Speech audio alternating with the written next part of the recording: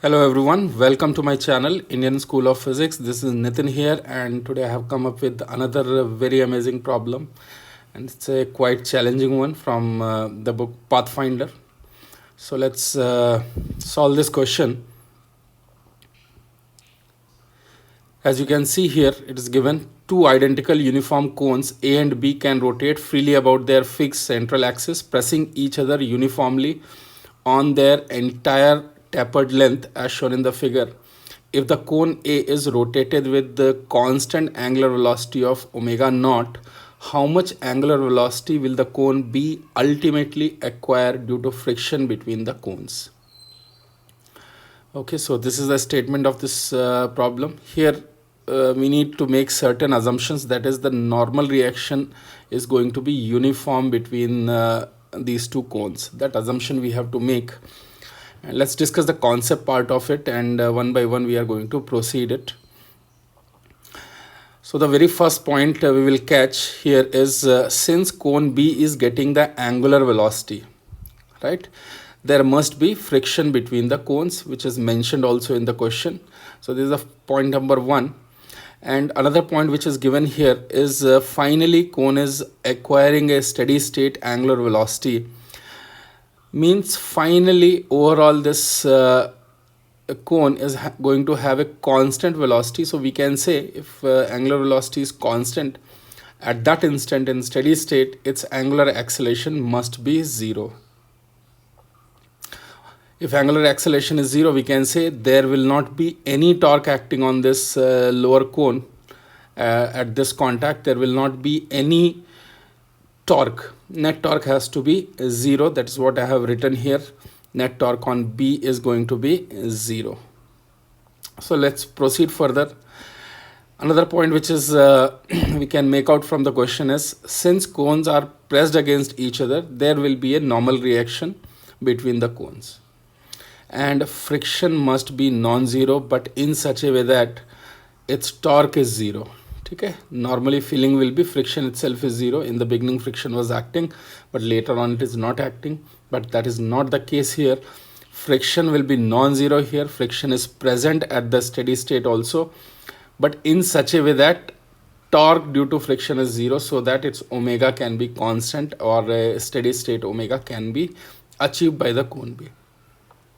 So that is possible only if the friction is changing its direction in order to produce 0 torque. So what is going to happen here is in some part here friction will have one direction, in remaining part friction will have opposite direction, in such a way that about the axis of it we can say net torque is going to be 0. So let's proceed further here. The point at which friction is going to change its direction will be in such a way that the contact point of cone A and cone B will have same velocity at that location for no friction. So suppose if this is the point here, this contact point should not have any relative velocity with respect to another contact point. Reason for that is because friction is going to change its direction at this point. Here there will be one type of friction, and in this part there will be one type of friction, and in this type there will be another type of friction direction wise.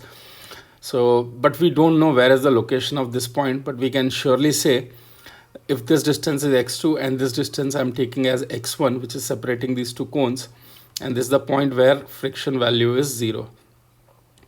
So we can say here the two contact points, contact point on cone A and contact point on cone B, must be having same velocity. So one equation we are going to get from here, I am taking this distance as y1 and this distance as y2.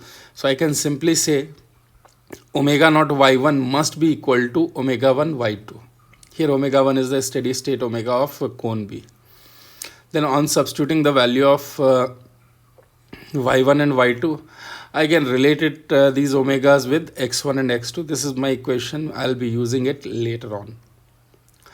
Now let's talk about the distribution of normal force as well as the friction force.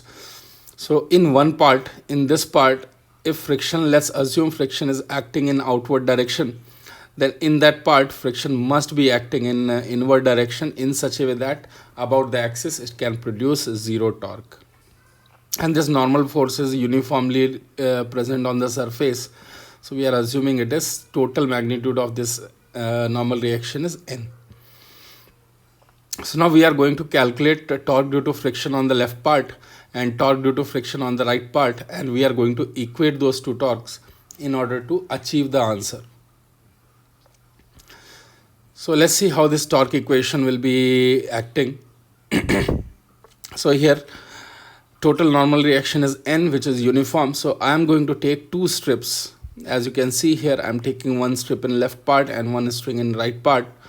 These strips are having, let's say, their location also I am taking variable location at a distance of y from one side, at a distance of x from other side, and thickness also I am taking dx and dy. Alright. So now I can write this torque due to friction. Let's calculate on first left part. On this part I'm going to calculate this on the left part first. So here it will be mu times small normal reaction which is acting here times this distance is x2 minus y times tan theta. Because this distance is x2 minus y, so this will become x2 minus y tan theta. Now here in this diagram you can see this total normal reaction I can write as normal reaction divided by slant height times this length, this small length along the slant height, that is dy by cos theta. So I'm going to substitute that value here, and I'm not doing the calculation part as of now. Limit of this part will be 0 to x2. Limit of this part will go from 0 to x2. From here it will start and it will reach to the other end. Similarly, on the right part I can write torque on the right part. It will become mu normal reaction per unit length into length of that strip along the slant height. This length I am taking here. Okay. Times this length. This length is going to be x2 plus x tan theta. So that is what I have written here. Now in steady state, the torque on the left part and the torque on right part is going to be equal. And when I do that, many terms like mu n by L, cos theta, tan theta, all these terms are getting cancelled. We can eliminate them. And a simple equation like this will come x2 minus y, this equation x2 minus y dy, and other side we are going to get x2 plus x dx with their proper limits. When we solve it, we get a relation on x1, x2. Then I am going to use the previous relation where omegas of two parts I have related with each other. When I substitute, I get a quadratic equation like this. When I solve it for omega, I get omega 1 is equal to root 2 minus 1 omega naught. This is going to be the final answer for this question. Apart from that, they could ask one more thing in this question, and that was total work done by friction on the cone B. If question, we can add one more part into this, that is total work done by the friction on cone 2. So simply we can write half I omega square, change in kinetic energy of it. I hope this is clear to you. So total work done by the friction is going to be change in kinetic energy of it, and simply we can write half I omega 1 square. That is going to be the answer for the second part if they are asking the work done. I hope you have liked this video, because it was very conceptually, it was a very sound question, and I'll keep it in the category of a tough question. I hope you have enjoyed it, and if you have enjoyed, then please like the video, give a thumbs up, please share this video with other students and teachers, and please subscribe my channel. I'll be bringing more such amazing videos in future as well. Thank you very much.